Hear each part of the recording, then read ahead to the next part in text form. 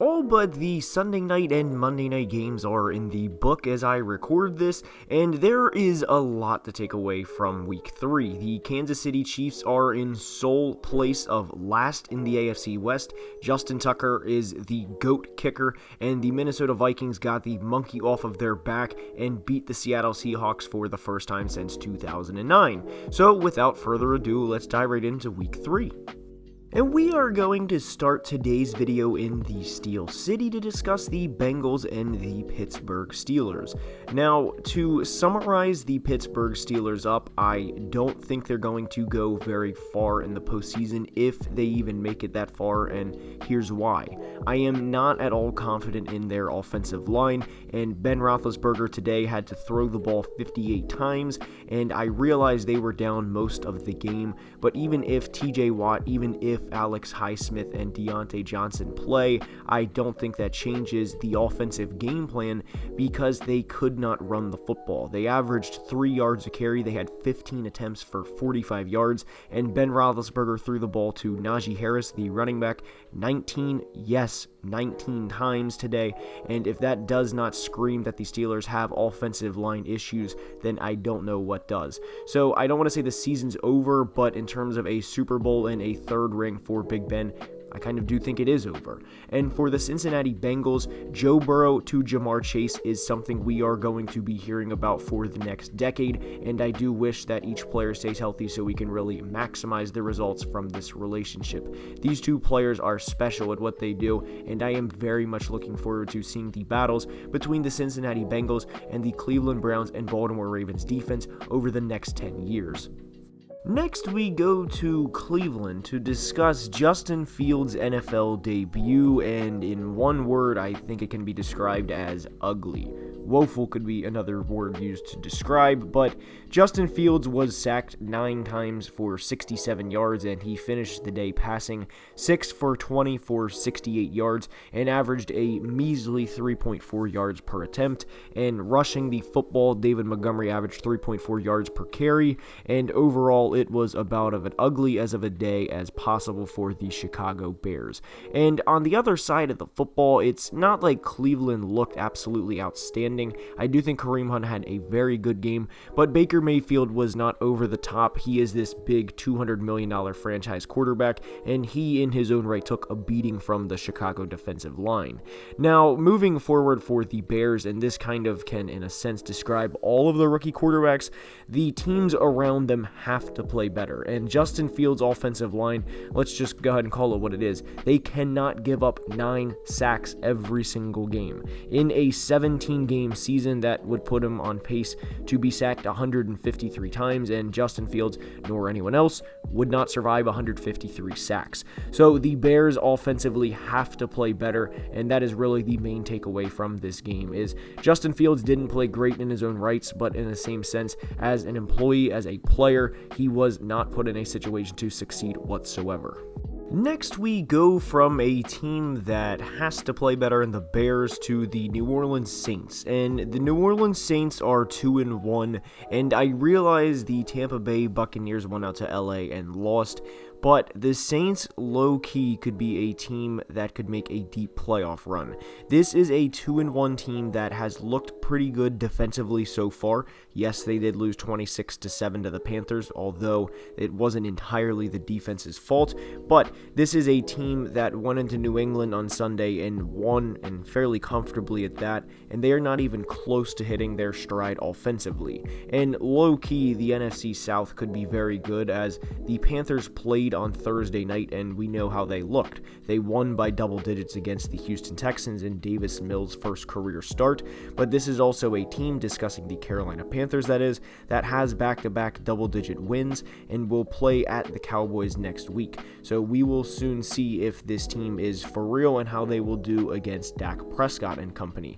This is also a team that has given up just 30 points in 3 games, and despite what you may think of Dak Prescott and the Cowboys, one thing they will do is move the ball downfield. Dak is very good at moving the ball down the field, and how the Panthers defense will do, we expect them to take big steps in 2021, and they will certainly be tested in Week 4 against the Dallas Cowboys.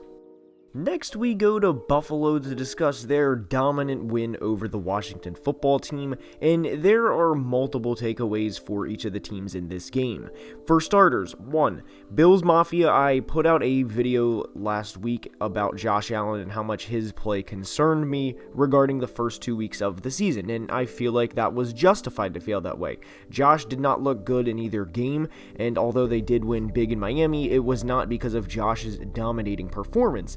However, I do want to credit Josh Allen and credit him as much as I can for having the game that he did on Sunday. He had 5 total touchdowns, he had 358 yards passing, and Stephon Diggs and Cole Beasley each combined for 150 yards. And the Washington football team, after the hype that they had this offseason, and myself included in that, I really thought that they were going to be a very good defensive team and that they were going to win a lot of games in what I like to call a Big Ten fashion, meaning a 13-10 or a 16-10 type wins where the defense takes over and they run the football, and Antonio Gibson gets a lot of carries because of how much the defense would be dominating. Simply has not happened in the first 3 games of the season for them, and in the last 2 weeks they have given up a total of 73 points, and it is a far cry from what we were expecting from the Washington football team in 2021.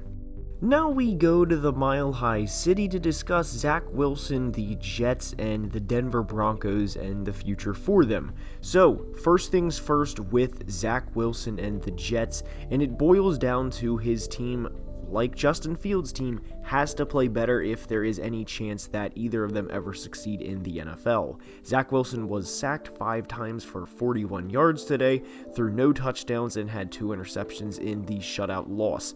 And I really do hope for Zach's sake that this is, in a sense, the lowest of the low, because I don't know if it's going to get much worse. I mean, of course it could, but I really hope it does not get much worse for the Jets. They were beat by 26 points. They played at 5,280 feet above altitude at sea level, and they were hopeless in this game. The Broncos defense, I did think heading into the year, was going to be low-key very good, and they've proven that through 3 games. However, I would have been shocked if you would have told me before the game that they were going to beat the Jets in a shutout manner. Now, for the Broncos moving forward, they do play the Ravens at home next week, which will certainly be a test, and then they go on to the road at the Steelers. So, will this team be 3-2, 4-1, or 5-0 2 weeks from now is a question I am very much looking forward to knowing the answer to. Next, we go to Kansas City to discuss the 1-2 and having a losing record for the first time since 2015, the Kansas City Chiefs. And the biggest takeaway that I want to have here and say for them is it is 100% not time to panic, and it is largely due to having one of the best quarterbacks to ever, play in the NFL in terms of the eye test, obviously not in terms of accolades at this point, but Patrick Mahomes is the quarterback for the Chiefs, and anytime you have a player of his caliber and play the Eagles next week, which I would expect to be a win for the Chiefs to get them back to 500, it is not time to panic there. And quickly, I do want to say, we do hope that Andy Reid gets better. He was taken to the hospital immediately after the game for precautionary measures, but this is a huge confidence builder for the Chargers. As Justin Herbert played his tail off, he had 281 yards and 4 touchdowns, and the Chargers are 2-1, and they play the Raiders next week on Monday night, followed by the Browns and the Ravens. They're not going to be easy games by any means, but there is no reason to think this team can't start out 5-1.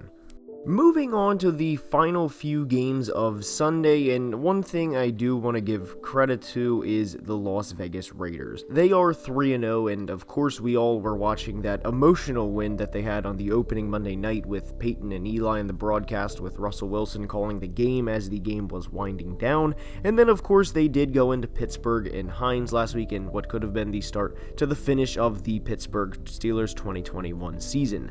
Also, major credit to the Los Angeles Rams for starting out 3-0 and beating the Tom Brady-led Tampa Bay Buccaneers.